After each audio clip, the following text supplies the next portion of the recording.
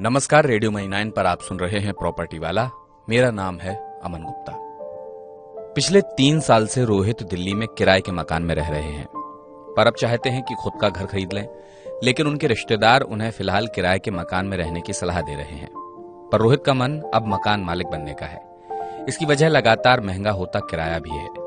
रोहित ऐसा सोचने वाले अकेले नहीं हैं। नो ब्रोकर की रिपोर्ट की माने तो मकान का किराया बढ़ने की वजह से परेशान लोग अपने फ्लैट, खासकर रेडी टू मूव फ्लैट्स खरीदने के इच्छुक हैं और इसलिए वे निवेश बढ़ा रहे हैं। रिपोर्ट के मुताबिक इस समय 86% घर खरीदार आश्वस्त हैं कि अब संपत्ति में निवेश करने का सही समय आ चुका है। रिपोर्ट में बताया गया है कि 77% लोगों ने साल 2023 में ही संपत्ति खरीदने का प्लान बनाया है।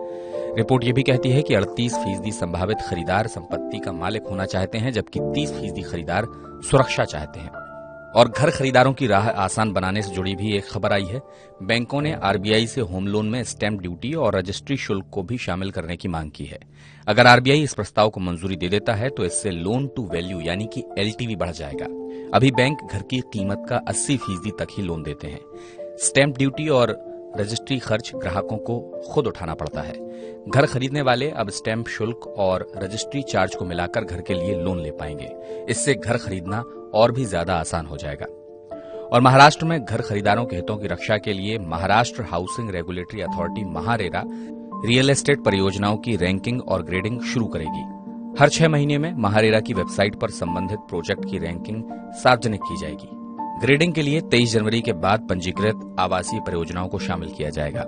महारेरा रेटिंग टेबल के तहत परियोजना की प्रगति की जानकारी बिल्डर डेवलपर खुद महारेरा को देंगे। इसके बाद महारेरा का तकनीकी विभाग इसकी जांच करेगा और परियोजना की ग्रेडिंग तय की जाएगी।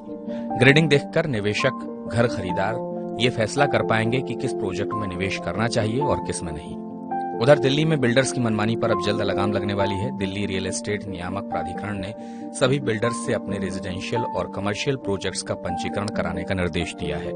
दिल्ली रेरा ने कहा है कि पंजीकरण न कराने वाले बिल्डर्स को गंभीर नतीजे भुगतने होंगे। 4 तरह की परियोजनाओं के लिए रेरा पंजीकरण अनिवार्य है और ऐसा न करने पर परियोजना की अनुमानित लागत का 10% तक जुर्माना या 3 साल की कैद हो सकती है।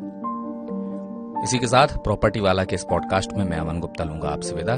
बिजनेस, पर्सनल फाइनेंस और कॉर्पोरेट जगत से जुड़ी खबरों के लिए आप सुनते रहिए रेडियो मनी 9 और डाउनलोड कर लीजिए मनी 9 का मोबाइल ऐप। चलता हूं, अपना ख्याल रखिएगा। नमस्कार।